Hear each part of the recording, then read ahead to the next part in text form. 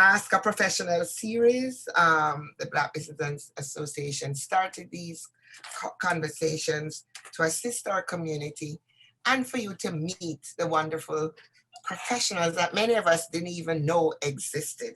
And today, our guest is Lynn Noel, and she is, I want to make sure I get her, Vice President, General Counsel, and Corporate Secretary for Purelator. Big job. She has been practicing, well, I assume, right, Lynn? It feels like it every day. She's been practicing business law for 20 odd years, and she's also co-chair of Diversity and Inclusion Leadership Council at Purelator, and she's been both in private practice as well as a partner in the business law department of Owen Wright LLP. So she sees herself, however, as a business person with a law degree. She's also past president of the Canadian Association of Black Lawyers and has shared her experience with many organizations. And she also takes time out to speak to middle school and high school students. And so today she's going to make a presentation, and once she's done, you all can ask questions, and I will also ask some if you don't have enough questions. And this will be taped and recorded for people to go back to and hear her words of wisdom. Welcome. Thank you. Thank you for having me. It's actually a privilege to be able to share my experience over this number of years with the Black community. It's really the reason why I went to law school in the first place. A lot of people go into law school for social justice, and they want to be advocates because they see those television programs where there's Black lawyers doing great things in the courtroom. I've always been terrified of the idea of going into the courtroom and being an advocate, only because litigators seem to work really, really hard, and I respect them. And not to say that corporate lawyers don't, but it's definitely a little bit more, I guess, organized. And so I always saw myself as a business lawyer, but I always wanted to be able to use that to help with the economic empowerment of Black people. And so I kind of grew up out west and in small towns my whole life, and coming into kind of communities where there are more Black people and more Black businesses, I saw that as an opportunity to be able to kind of help them and lend my voice. And when I was in private practice, I actually acted for a number of Black-owned businesses. And it's very rewarding because it's about making sure we set up those businesses that can actually become legacies and not just creating a job for ourselves. And I think that that's what we do in the Black community. It could be because of discrimination and not being able to get a job. It could be because, we don't want to answer to someone. There's lots of different reasons why people go into business for themselves. I've always been focused on really trying to help people who see themselves as entrepreneurs. This is more than just creating a business for myself, but what's my legacy? How big are we going to make this? And I've always been really inspired by entrepreneurs who are just so excited about the ideas that come into their heads. And I love idea people. I'm not an idea person. I execute, but I execute on those great ideas. And I want to make sure that we can protect those ideas in our own community. Instead of being exploited by others, which definitely happens. So I guess to give you a tiny bit of my background, I actually have quite a broad business background, which is a bit unusual, I think, for business lawyers in general, and definitely in our community, where there's a lot of specialization that goes in. So someone might really know a lot about leasing, or someone knows about security law or insolvency. I feel like I've had the experience of having a really broad business base as well. I really was a specialist in mergers and acquisitions. And so you learn a lot when people are buying and selling businesses. And I've probably been involved in I would say at least 100 acquisitions, dispositions, strategic partnerships with big corporations, from million dollar deals to $100 million deals and everything in between. And so I think the experience I want to share with you guys today are some of the reasons why it's important to have a structure for your business, how to choose those structures, and then what are some like cheap and cheerful ways in which we can start this structure while still testing the business. Because as you know, a lot of businesses fail. That's normal. It's normal for businesses to start and fail. It happens all the time. And this is about making sure you don't put so many of your eggs in that basket that you can't recover and maybe start a new business. So what are some things that we can do without having to invest a lot of capital kind of upfront? And there's lots of things that can be done. So I guess I'll start on my presentation. Ross, if you want to start that. I'm going to talk about forms of business organizations. A lot of people will come to me and say, hey, Lynn, I want to incorporate my business. And I always start with the why. And I think it's important to understand, where do you want to go with this business? So then that will help guide your decisions about how you want to carry it on. Do you want to be a sole proprietor? Do you want to be a partnership? Do you want to have a corporation? And there's advantages and disadvantages of all of those different structures. So for someone to say, well, I have to have a corporation, my answer is always, why do you think that?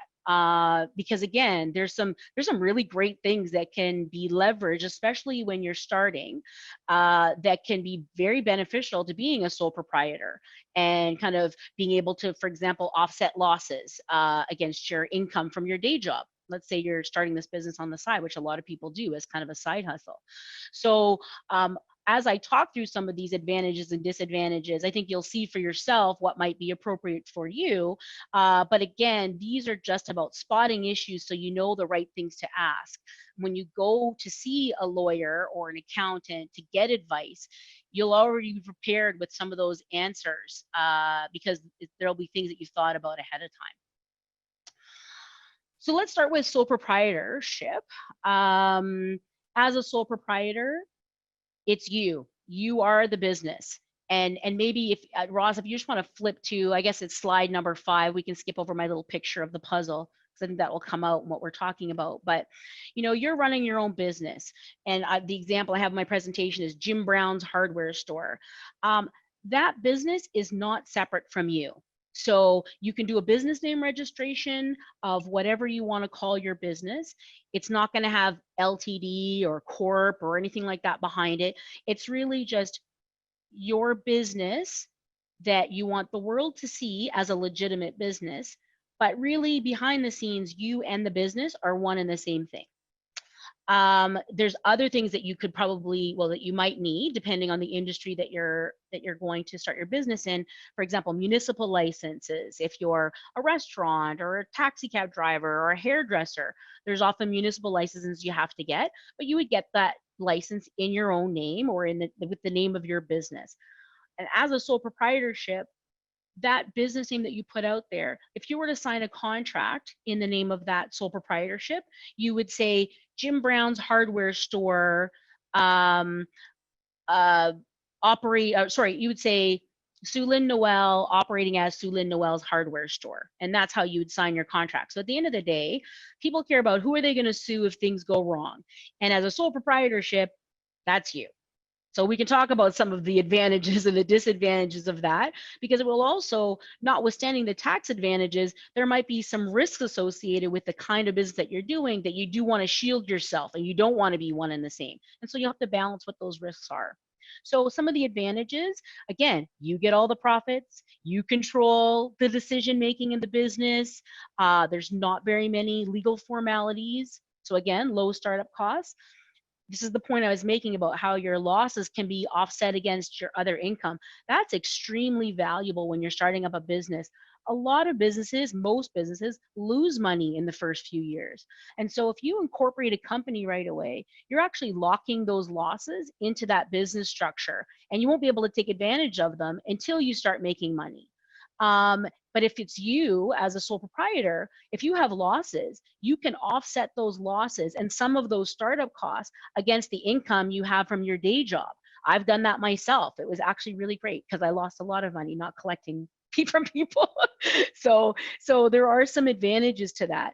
But again, if you have a corporation, you are separate from that business. And so you can't have those two offset each other.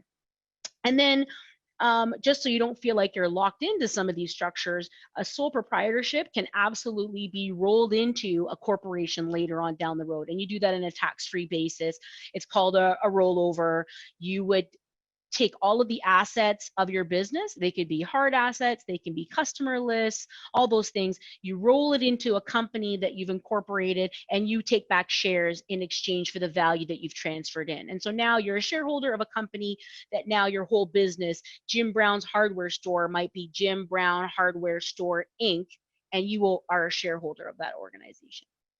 So if you want to flip to some of the disadvantages, because there's disadvantages to all of these, my friends. The disadvantages, let me just advance my own slides here.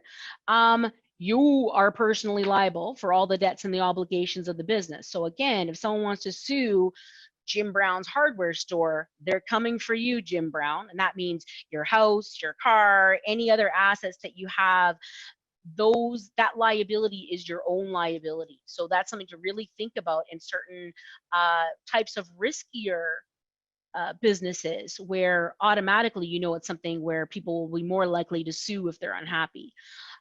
It's more difficult to raise capital or attract expertise. So if you think about wanting to hire someone who's really great at something, do they want to work for a sole proprietor that maybe can't offer them stock options or other kinds of incentive programs that would be kind of tied to the business?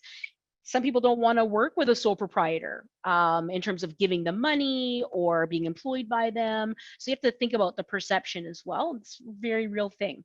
Kind of most important, I think, in our community is a lot of these sole proprietorships.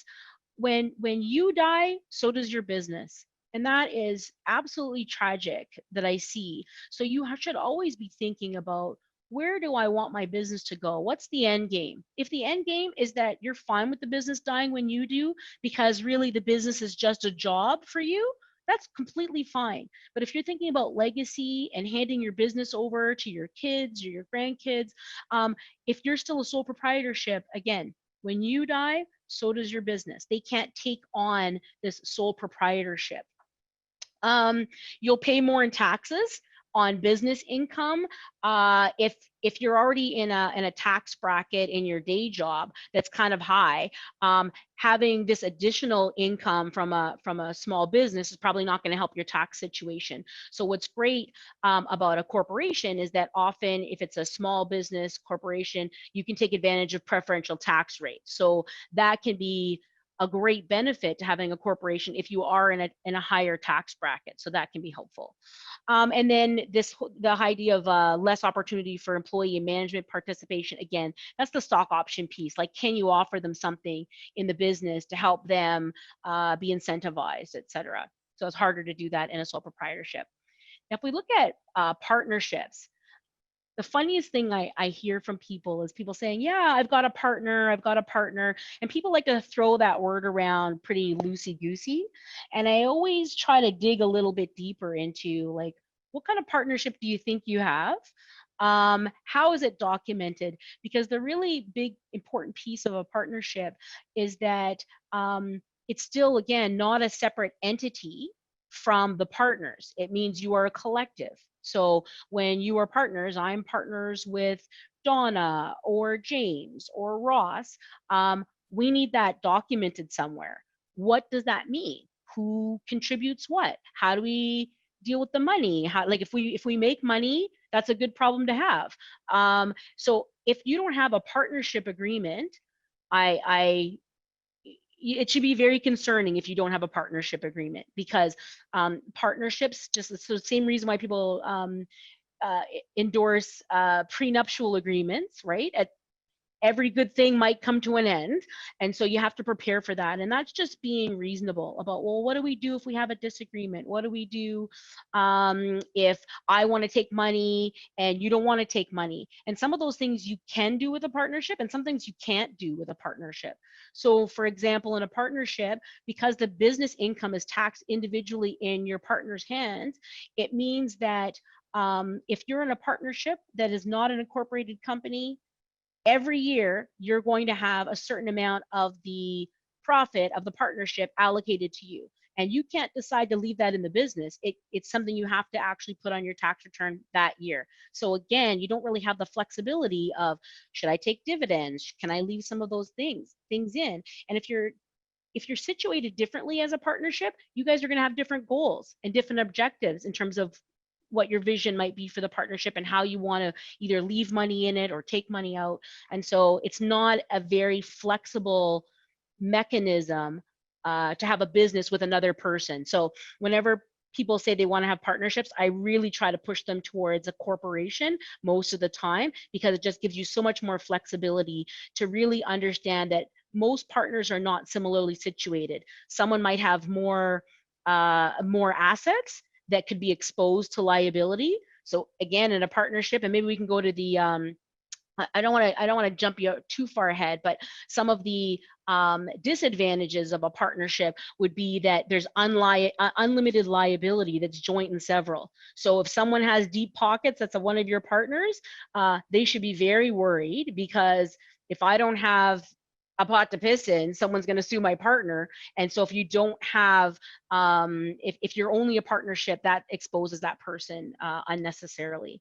So talking about a general partnership. So there's a general partnership, and that's where everyone shares in the management of the business, and again, jointly and severally liable for the actions of your partners. So unless you're married to them, they're your child, these are things you need to be considering all the time in forming a partnership. Then the next slide is limited partnership.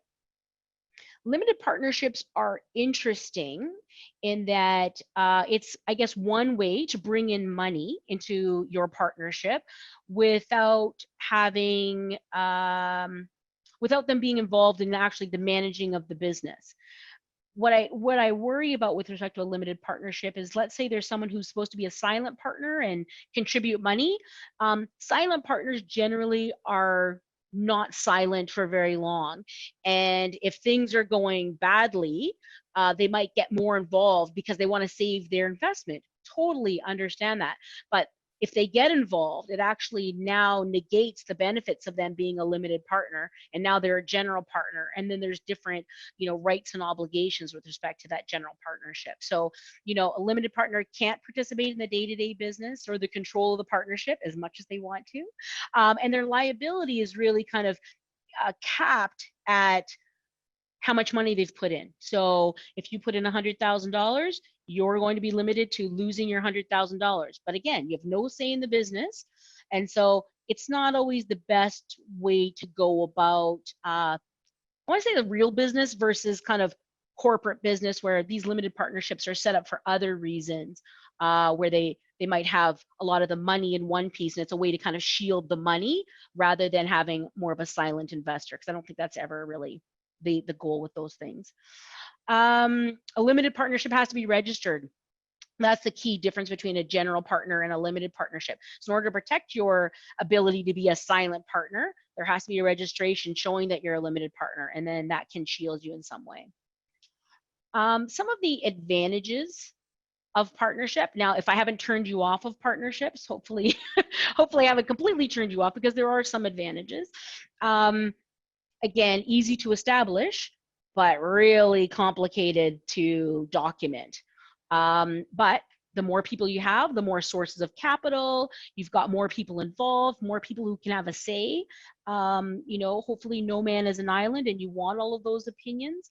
And then you still get the benefit of that benefit I explained with respect to sole proprietorship, in that the losses can be offset against other income. So again, it's a partnership and you've got $100 profit, and it's a 50-50 partnership. Each partner is going to have $50 that they're going to have to record as income on their own personal tax return. So again, if it has losses, each of you share in the losses. You've got a loss of $50 each that you can record on your personal income tax. So that still is an advantage that you would get from having a partnership.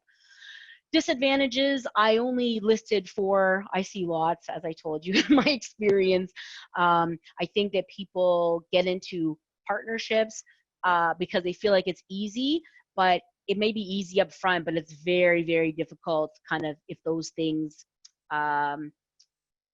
if those things don't come to a natural end, it can get very complicated. So I don't, like I said, I don't usually recommend them, but there are some limited circumstances where it might be advantageous. So some of the disadvantages, again, the unlimited liability for partners, joint and several, that's always scary. If there's partner that leaves the business, usually the partnership ends, right? How can you call yourself a partner, partnership if those partners are not the partnership? Divided authority. Again, everybody's going to want to have a say, and that can get complicated. And then like potential conflict between partners. I have a lot of experience. People probably spent a lot more money with me trying to clean up those messes than they would have if they had set it up kind of in the right structure to begin with. So again, one of those kind of warning signs. Do the work up front. Think about what you really want out of your business. What are the goals? Who else is going to be involved in your business? Do those goals align with your goals? And then you can work on setting up the right structure. And I think that we just try to get in business as quickly as possible, and that's great, but there's a lot of I guess pitfalls to that. So let's talk about corporations. This is kind of what most people think is a business. And so it was important for me to highlight that all these other things we just talked about, those are also businesses. They're legitimate businesses. There's people that feel like, you know, if you're incorporated, all of a sudden you've got legitimacy, and there's a lot of value to that.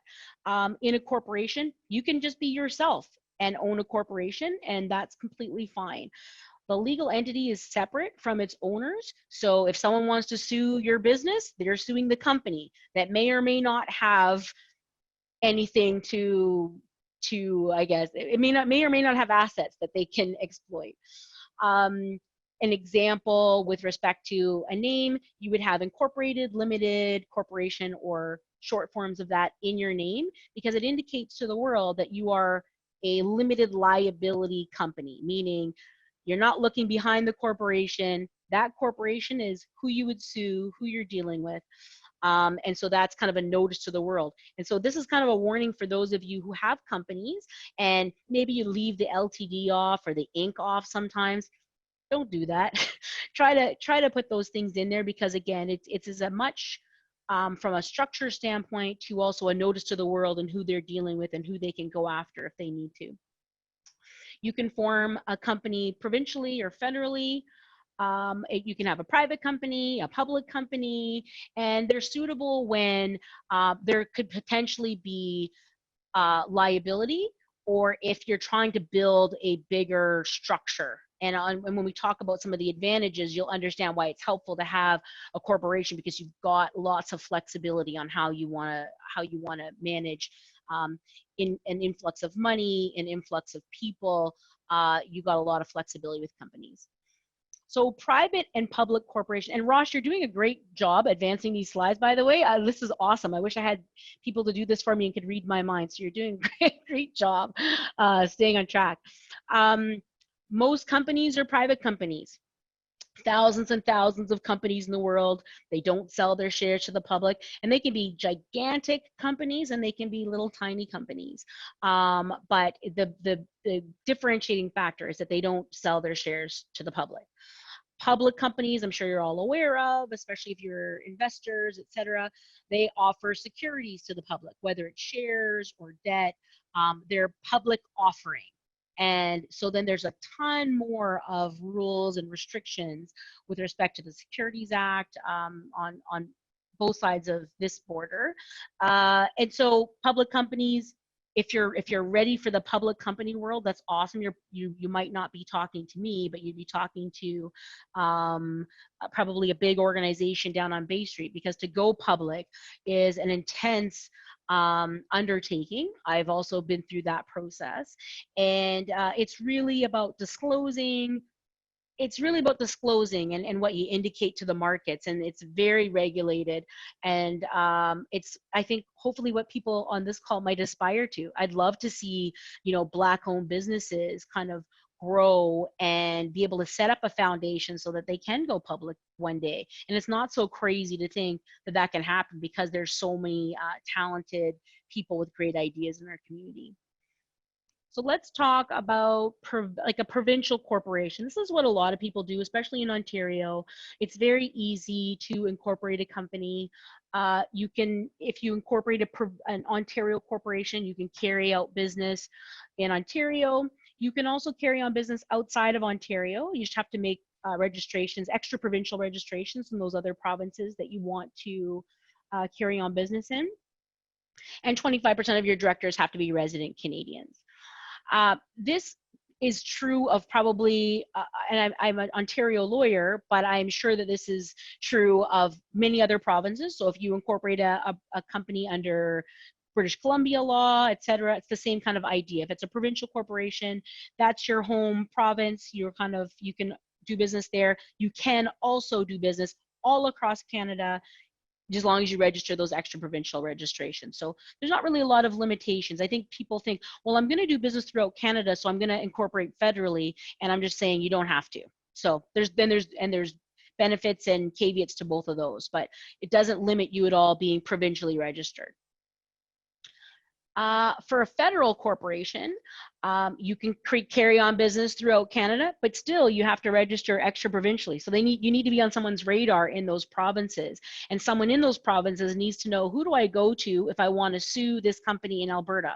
And I know I talk a lot about suing, so I'm sure you guys will talk to litigators through this Ask a Professional series or otherwise, but it is kind of, when I think about structure, it ultimately is about, how does the public see that as either a separate or the same person that can be sued? And really, I think that's kind of the factor, and you want to be clear about that.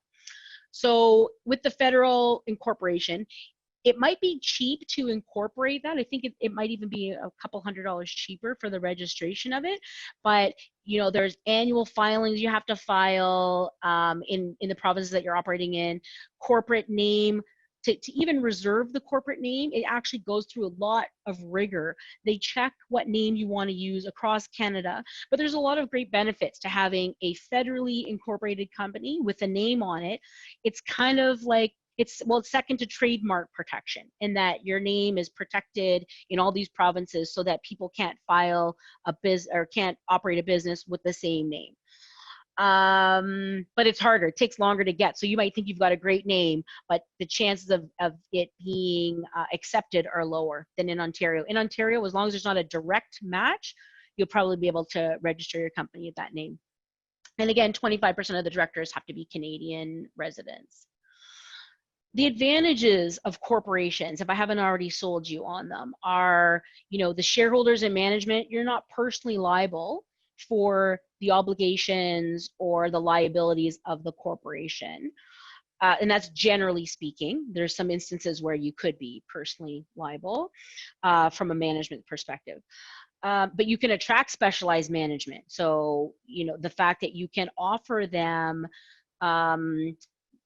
stock options or other ways to participate in the company, I think that's definitely a selling feature. Your ownership is usually transferable. So this is one of those things I talked about. Like, if you die and you're a sole proprietor or a partnership, your business dies. In this situation, your shares will go to your estate unless you've got some other mechanism for how those shares will be distributed. Maybe they'll be distributed to the other shareholders, depending on what your shareholders agreement says, but the ownership still exists and it can be transferred to your successors. And the tax advantages, I think I've already suggested. If you qualify for the small business tax rate, it can be very compelling. It's much smaller tax rate, but just be aware that your business, the company, will be taxed at the small business tax rate, but then there's another tax when you take that money out as a dividend. You personally get taxed on the dividends, and the whole point is that it's still a better tax result, even with that kind of double taxation. And then you can raise capital by issuing equity or debt. People are more likely to give you a loan if you're incorporated. You can issue equity to someone who wants to invest in your company. So those things are great. Disadvantages, and try and run through this quicker because I definitely want to talk more about questions, but some disadvantages. Companies, like, now you're a business and you're a corporation, and so there are regulations and record keeping that's required. Taking care of incorporating your company is just one piece. So the startup costs are not that expensive, but I find that where things go missing when people are trying to make shortcuts, or they'll incorporate their company, for example, online, but they haven't had a lawyer actually organize it. And so I just want to leave this. This is kind of, if I can give any message to people on this topic today, is the importance of organizing your company. So yes, you're incorporated, but there's something that's called a Form 1 that's supposed to be filed within, I think it's 10 days, that says this is our registered head office, these are our directors, these are our officers, all those things that you need to put in your Form 1 that are required to be filed. You actually need to set your company up. So if you haven't issued shares, you can imagine if you've got a company that's incorporated and you're the incorporator, but you haven't actually issued shares, it gets really complicated when the shareholders are the ones that have to elect the directors, and then the directors appoint the officers. So all these things to set these things up. If you want to open a bank account, you need to have all of these things in order. That means you had to have organized your company and issued shares. And I think that people say, well, here's my articles of incorporation. And I say, well, where's the rest of it? They're like, well, that's all I have. And I'm like, ugh, now it's going to be a problem trying to figure out, well, who really owns it? Because it's not clear who really owns it, because shares haven't really technically been issued. So it gets complicated. We already talked about the double taxation, and then directors can be personally liable for certain obligations. And these are like kind of those, they call piercing the corporate veil, if you've ever heard that, where there's a higher obligation with respect to environmental, tax, health and safety, where if you are not a diligent director of your corporation, you can be held personally liable. So being in a company will not shield you from being a diligent director. And so it's always important to understand what your obligations are with respect to that legislation, depending on the industry that your business is in. I'll go really through the process really quickly, because if you don't already have a company, you should absolutely seek an advisor to help you incorporate your company and organize your company.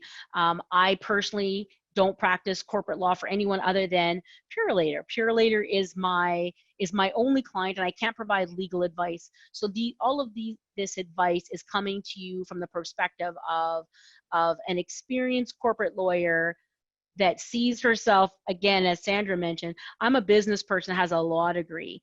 I'm not trying to give a bunch of legal advice here, but this is really about what I've seen in my experience and where I think you can go. So, incorporating a company, there's a name search, articles of incorporation, the Form 1 I just talked to people about. The nuanced name search, we already covered some of this, so we can flip through that, but about how you choose your name, even the choice of a name of your company, it's important. If you want to build value in your company, selecting the right kind of name from the beginning is a key thing. You're trying to build value. And so you should pick a word that's really different. That's, if you pick regular words are hard to claim exclusive use over. So I always tell people to pick, choose a name that's not going to confuse the public. Don't try and make it look like McDonald's and McDady's or something like that. Try and distance yourself from kind of those names out there that have some really good goodwill associated with it, because they're going to protect their goodwill. And so you'll be getting a cease and desist if it's even kind of remotely close, or it looks like you're trying to trade on the goodwill of another company. And then a descriptive word is always helpful, right? When I see a company that's got some weird name and Inc. at the end, unless you're like Uber or some other name that we already understand and know, we might not know what that company does. So it's always good to have a descriptive word if you can. And the example I gave is Frandon. I don't even know how I came up with that word, but random. But they're a manufacturing company. I see that they've got Inc. at the end, so that's the corporate identifier, and manufacturing is what they do. So it could be, if it says holding company, I know it's holding an active business somewhere else. So it's really kind of indicative of what that company does, and it's a nice shortcut and a way to build up goodwill. Articles of incorporation: name, registered office, addresses of the first directors, share capital. Share capital is interesting. There's a lot of really creative things you can do with a company where, for example, you want to have a partnership. It's just two of you, and the two of you, one has money, one doesn't really have money, and you both want to, so the person who doesn't have money may want to take money out of the company kind of as we go along, but the person who has money doesn't want to record any income on their tax return because they're in a higher tax bracket. Well, the great thing about setting up articles of incorporation with different shares, with different characteristics, can give you that flexibility. So for example, you both want to share in the equity in the company. So let's say, for example, 50-50 share ownership. Just because you're 50-50 doesn't mean you have to own the same class of shares. They can be separate but equal. So you can have a Class A common share and a Class B common share. And what that allows you to do is at the end of the year, when you declare dividends, if the Class A shareholder really needs the money, but the Class B shareholder actually really doesn't want the money because they don't want it to impact on their own taxes, you can just declare dividends on the Class A common shares. What you can't do is declare dividends and say, but Joe's going to get some and Paul is not going to. So they have to be different classes of shares because you have to treat every member of that share class the same. And so it gives, you can have 52 classes of shares if you want to, and have different categorizations. Maybe it's a preference share where they don't have a vote. So you can have some voting, some non-voting. There's really creative things that you can do. So again, back to the benefits of incorporation. And then you put your restrictions on any shares. The organizational documents I told you about, this is where I see so many people neglect to set this up, but they're really, really important. And this is your bylaws, the resolutions where you actually issue the shares and appoint the officers. I'm on slide, I think this is 22, Ross, perfect. Your share certificates being issued and the registers. So just so you know, a share register is going to have the name of the person, how many shares they own, and that's really the main record that the courts would look at, not necessarily the share certificate. So people could lose a share certificate. That's not a huge deal, and that you can say, hey, I lost my certificate, I need a new certificate.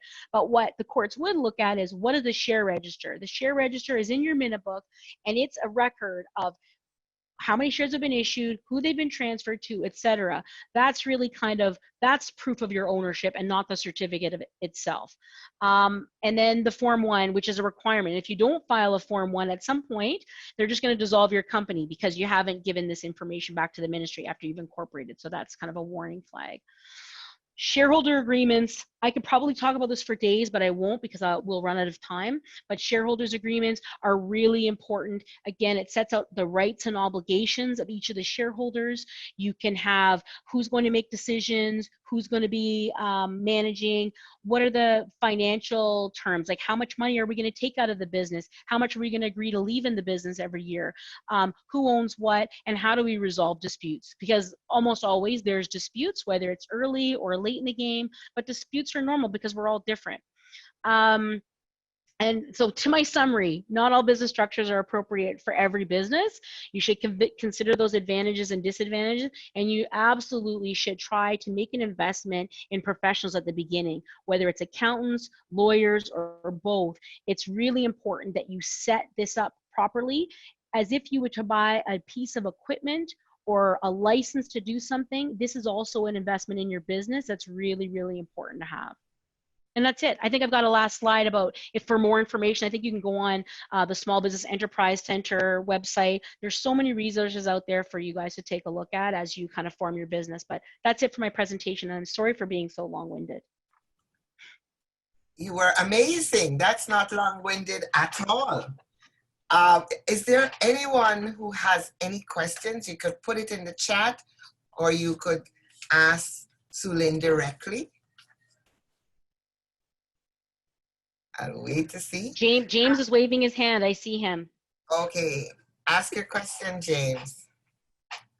Lynn, thank you so much. Can you hear me? I can. Thank you so much for sharing your information. That was a whole lot of information, and I expect that you'll be sending us all a bill for your knowledge. Not at all. Last year, I incorporated Manx Motion Picture Studios, Canada's first Black-owned motion picture studio. Wow. I incorporated it as a private, but I would like to go public because, as you know, I can't approach uninformed investors without making it going through a whole bunch of filings. So my question is, we have a slate of 24 movies, and we're basically trying to raise, we have a slate of 4 feature films, and we're trying to raise $24 million. My question is, what is it going to cost me to go from private to public? I know it's a slew of paperwork and it involves a slew of lawyers, but in terms of, can you give me a ballpark of how much money I'm looking at? I think any ballpark I could give you would absolutely be in the six figures, like no question. Going public is a huge undertaking. I think that there's a lot of different ways in which you can raise that money without necessarily going public. So those are things I would recommend that you can explore.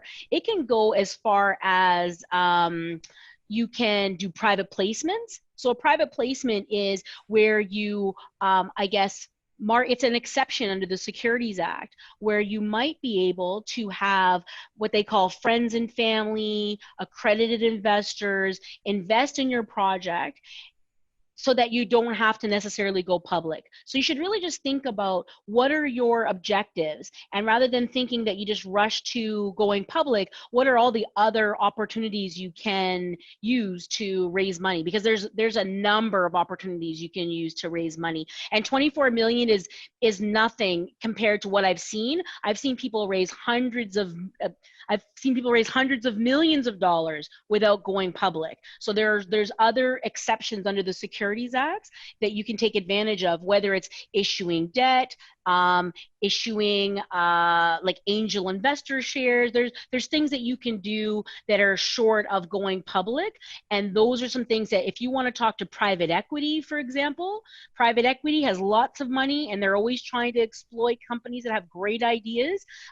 Private equity investors are generally accredited investors, so the Securities Act are there to protect the everyday Joe, right? They don't want you putting money into something without having adequate disclosure as to what the risks are. So they make some shortcuts of assumptions with people who have a lot of money. They assume if you have a lot of money, you know what you're doing and you know what to ask and all those other kinds of things. So the idea of going public is to protect you and I from investing in a public company and not really understanding who's managing them, where are their weaknesses, risks. If you ever look at a prospectus for an IPO, it's very detailed. They disclose everything because it's how you make an informed decision. But I think that the private equity people, they do all their own diligence, and so they're not trying to be protected. So there's all kinds of exceptions to that. I think that's, if you were to talk to possibly like people in the private equity space, that might be a better way for you to go. And a lot of times they have their own paperwork and they'll pay their lawyers to get that stuff documented. And how do I reach people in the private equity field? Good question. There's all kinds of private equity industry associations. If you go on LinkedIn, I'm in one like Women in Private Equity, for example, but you need to catch the eye of someone. And so it sounds like it's almost like a bit of a marketing thing. You need someone to kind of take your cause and drum up the money. And so that's a whole other component. Lawyers are not usually involved in drumming up the money. So you're probably looking at someone else to advise you on that. But I think you need someone that's almost like, think of them like an agent for an NBA player, right? Like right. You need someone to be out there banging on the doors of private equity to try and raise you money because they believe in what you've got. And maybe in exchange for that, you give them shares in your company to say, hey, I'll give you 3% of the equity or 5% of the equity in my company if you can raise this much money from the private equity markets or something like that. But there's a whole game out there. I'm not part of the game. I execute, but there is a whole game out there of just that. It's like people trying to find places to park their money to get great returns. So that whole ROI and how it's all a money game. It's I will invest in this if I think that I'm going to get this much money back. And so private equity is always looking for ways to exploit that and not necessarily like on the public markets. They're looking for, diamonds in the rough. Is Purelator looking for places to park their money? No, no, we're not. Well, thank you so much. I appreciate the answer. No problem. My pleasure. Thank you for the questions. Donna Walwyn had a question. If I don't choose a structure, am I automatically a sole proprietorship and therefore exposed to personal liability should anything go wrong? Yes. That was easy. That was easy. I mean, I think if you start conducting business either in your own personal name or in a name that you select from the, you do a business name registration, it's still always you. So Donna, if you're entering into business relationships with people, they're going to sue Donna if things go wrong. And if you have a business name registration, they're still going to sue Donna if things go wrong. So again, if there's not that separation from you and your business, that's an actual separation by an incorporation, so two separate entities, you're always going to be exposed for that kind of thing. Okay, and one of the questions, do you have any cheap and cheerful, you mentioned some cheap and cheerful tips to keep costs low while testing out the viability of a new business? Definitely. I think this is probably really poignant right now given COVID, and I think people might be tempted because maybe rents will go down, but I think about bricks and mortar commitments.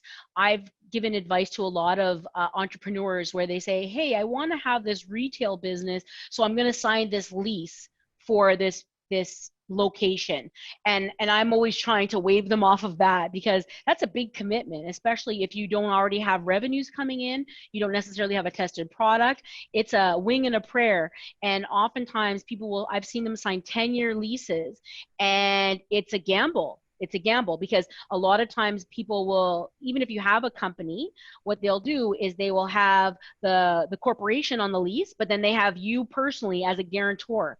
So if your business is not successful and they have to, change the locks and sue you, like, everyone's losing everything in that.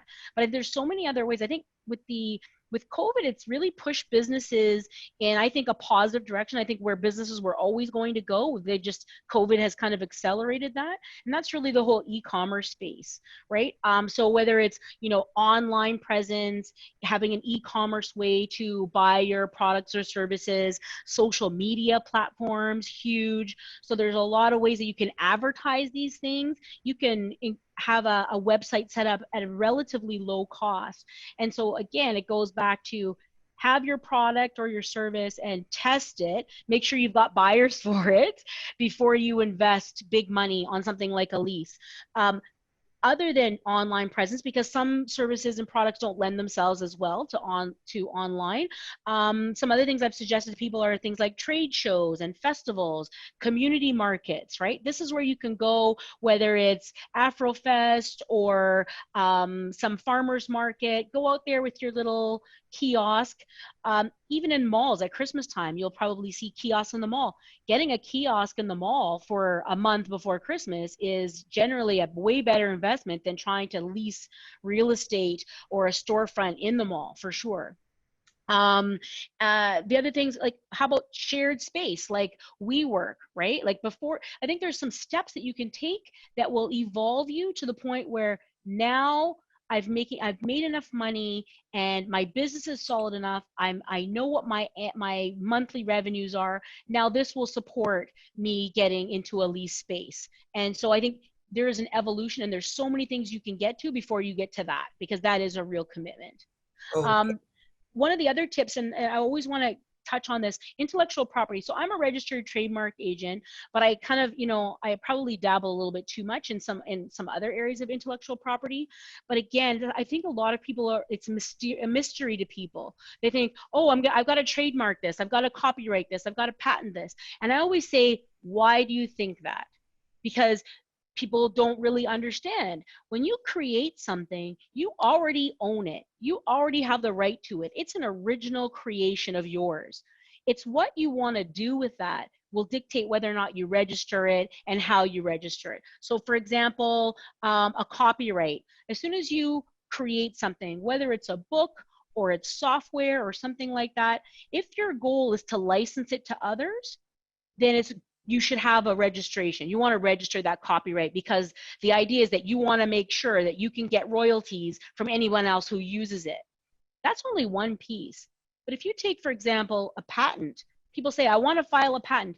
The second you file a patent, everyone sees how the sausage is made. So now, even though you have protection for using it first, let's say you're actually able to get a patent and a lot of intellectual property, it takes, keep in mind, the runway to actually get to registration takes a long time, sometimes a year, 2 years, but you're in line. So that's good. You're in the queue. But you've now revealed all of your secrets to others by having this registered. So could someone in some place overseas exploit that by taking it and commercializing it before you've really had a chance to make your money?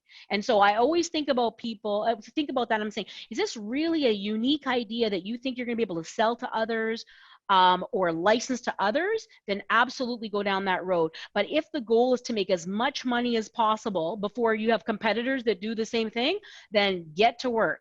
Like, don't worry about the protection. Like, have some evidence that it was you who created it. And so that could be taking drawings or taking your manuscript or taking your trademark and mailing it to yourself. Mail it to yourself. You're getting the stamp on it from the post office that says when it was mailed. You mail it to yourself and you don't unseal it. So now you've got this sealed envelope with whatever you want to protect in it, and you've got it as some kind of proof. The great thing about registering intellectual property is that you don't have the burden of proof. Other people do. So if you don't register, it's not that you don't have proof, it just means that you've got the obligation to prove that you used it first or you created it first. So think about how you can prove that is more where I would put my focus if I'm trying to be cheap and cheerful and trying to protect what I've created without spending a lot of money or exposing the whole world to my ideas and they get to use it first. I find non-disclosure agreements are way more valuable than registering these kinds of things. If you want to share anything special that you're working on with other professionals or other people that can help you, get a non-disclosure agreement, because that's how they protect the recipe for Coke. Right? That Coke is not copyrighted or patented or any of those kinds of things. It's a recipe that's guarded with few people who know it and with strong confidentiality agreements. And that's really where I'd love to push more people into. Don't tell everybody about your idea before you get NDAs and things like that. And those are kind of like just some cheap and cheerful ways. And there's lots more, but. Oh, I know. We'll have to have you back. Somebody said, what is the difference between a federal corporation versus an Ontario corporation? And what are the benefits of a federal corporate structure? So if we go back to the presentation, in the federal, like I said, I think a lot of people think that federal is more valuable, and I think it can be, but it's perception. It's not actuality. Like, I don't think that there's any actual reasons why a federal company might be better than a provincial company in terms of what you can do, what can't you do. I don't see a lot of benefits. But if you're doing work globally, maybe other countries might see, ooh, you're federally incorporated, so that might be a better company or a stronger company, but it's perception. Largely it's perception. And the other thing is, federal companies, I think they're cheaper to incorporate. But when I say that, I don't think it costs a lot. I thought I had the numbers here in front of me, but I think the registration fees are like maybe $150 to $200 cheaper. But that's just a registration fee. There's still that headache of the annual filings and all those other kinds of things from federal corporations.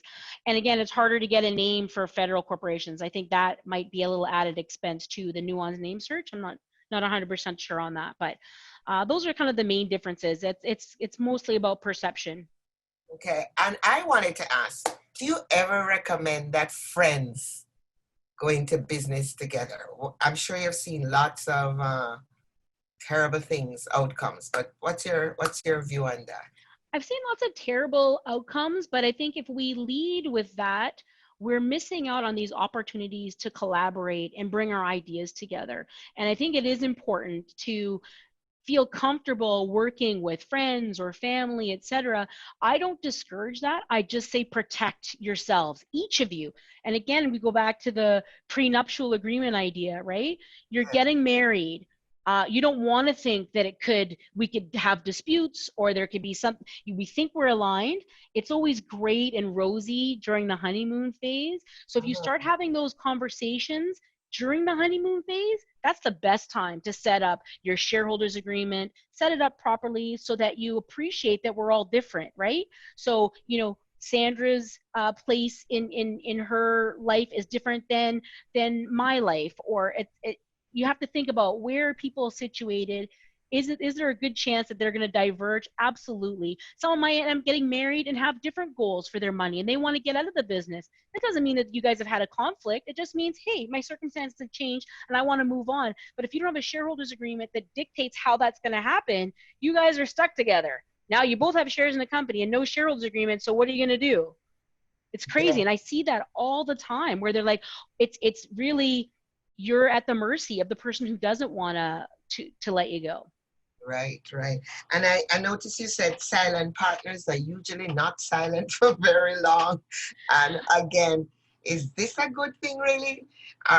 Or should you really have clarity what being a silent partner means? And I know we only have 2 more minutes, but. No problem. I think, like I said, if things are going well, very few people want to get involved and try to change anything because, hey, you're making money. It's when you either start losing money or maybe you're not making enough money, people want to start getting involved. And so I think if there's clear lines, silent partners are not a bad thing, as long as everyone understands what their role is going to play and what it will always be. And so it's really good just to set it up properly. So if it is a limited partnership, for example, that's fine. Let's say it's a corporation and you've set up a certain kind of non-voting share. That's another way of doing it, right? It's like, hey, you can absolutely share in the equity in this company. And it can even be even with me. You can have 50% share ownership and I'll have 50% ownership in the equity, but yours are non-voting and mine are voting. Like there's great things you can do, tons of flexibility, but people have to understand whether or not they have a say. And if they have a say, then give them a real say. And if they don't have a say, make it really clear that they don't have a say, either non-voting, limited partnership, all these other kinds of things. And you know, I think you have to just appreciate who's actually going to be a silent partner and who's not. Okay. It's hard to tell at the beginning. I know you have been a great resource. Everybody has been commenting. It's been a wonderful workshop, Sule, Noel, and we thank you for taking the time to be with us. It's my pleasure. Happy to help. Yes, and coming up next, we're going to ask Ross to put up who will be on next week. And so we're going to talk to Michael Pinnock, and he is the BBPA treasurer. He's going to talk about financial management in the new normal. He has all the degrees to tell you why this is so important. And so we ask you to join us next week. And once again, Sule, Noel, thank you so very, very much. The comment was, you rock. Happy, and you guys should feel free to share those slides. It's not, you know, I'm happy to share whatever I have. I'm really invested in the economic empowerment of Black businesses. And so however I can help in my limited capacity, knowing that I can't actually give legal advice, however I can help, I'm always happy to. Thank you so very, very much. My pleasure. Thank you all for joining us today. See you next week. Thank you.